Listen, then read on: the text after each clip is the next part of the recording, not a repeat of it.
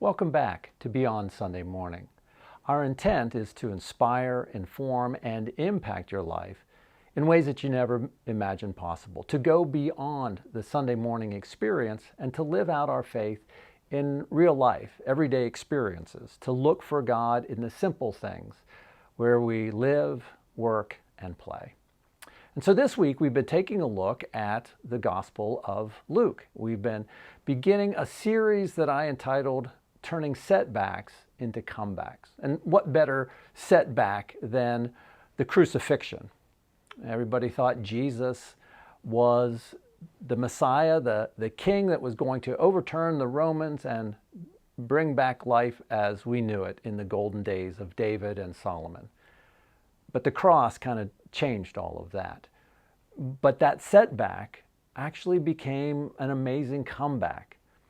And so we began to take a look at the story of the two travelers on the road to Emmaus, Cleopas and his friend, that had given up. They had walked away from Jerusalem. They were on their way home. They were bemoaning the circumstances that they found themselves in and wondered when life would ever come back to normal.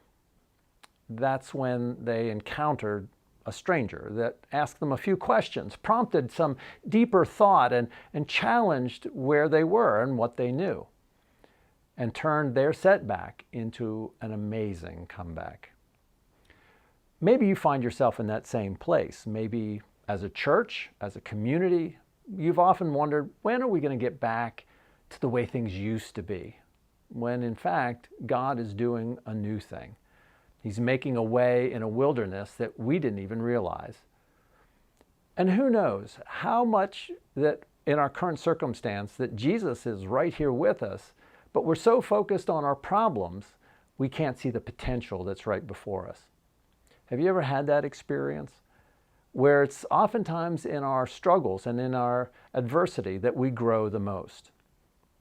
Well, last Sunday, I wanted to focus on three particular stories as Jesus begins to talk about what the Messiah really was supposed to be from the Old Testament.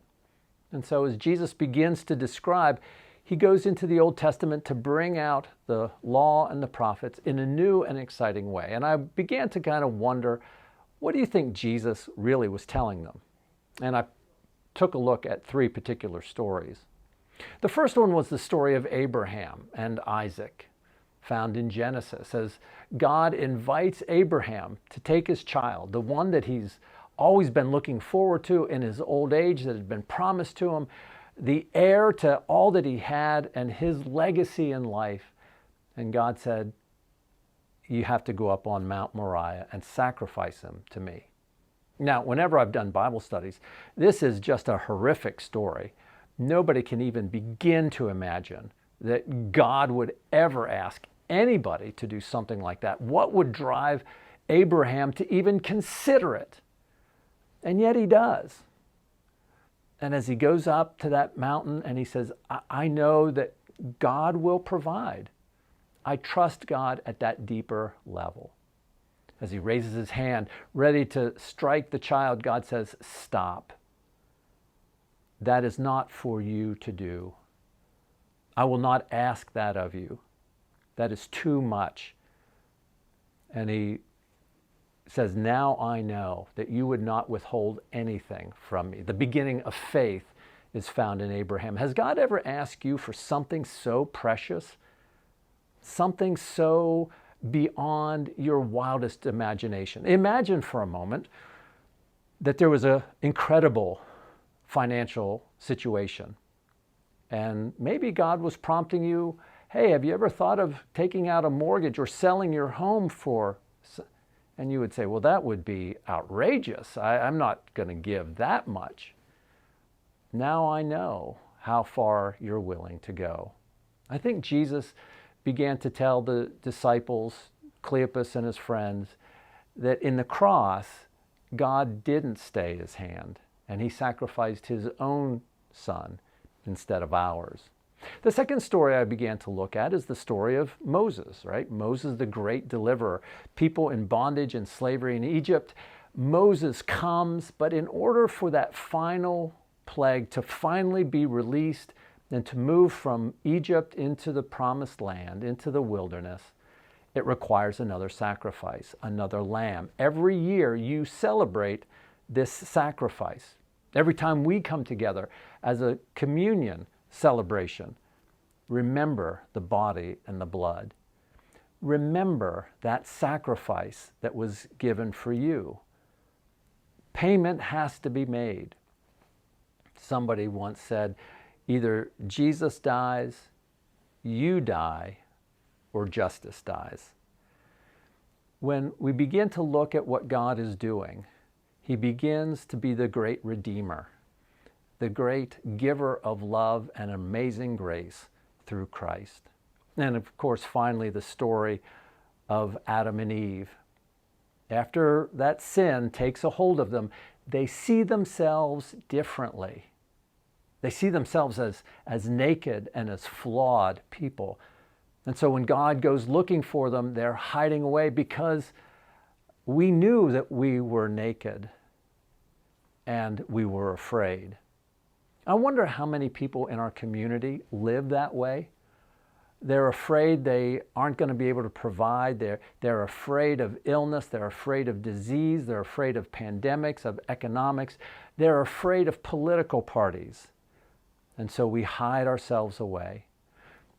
Jesus is calling us out. He said, there's no reason to be afraid anymore. Easter changes all of that. It invites us into a bigger story. Now, the part that we're going to give a little bit of a hint for what's about to come. One of the great reasons this is a wonderful story from setback to comeback is as soon as they feel and hear Jesus' story, when they break the bread, their eyes are open. They said, were not our hearts on fire? And they turn around instantly and head back to tell others. Your story doesn't really take root in your heart until you tell somebody else, does it? If you found something so amazing, don't you want to share it? If you go on a trip to see the Grand Canyon, isn't it so much richer when somebody's with you to share that experience? If you found the love of God, and it is really powerful, your heart is on fire, you can't do anything else but share it. Are you ready for a comeback? Do you think the church is ready for a comeback? Well, friends, there's only one way to find out. Who are you telling? Who knows? Is it a private affair? Or are you ready to go public? For the two disciples, their lives were never the same.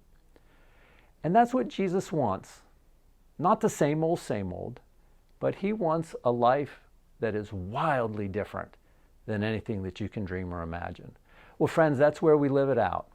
Beyond Sunday morning, in the day-to-day coming and going, the ups and downs, the struggles, the laughter, and the love that unites us. Well, friends, hey, until next time, may God bless, and let's live beyond Sunday morning.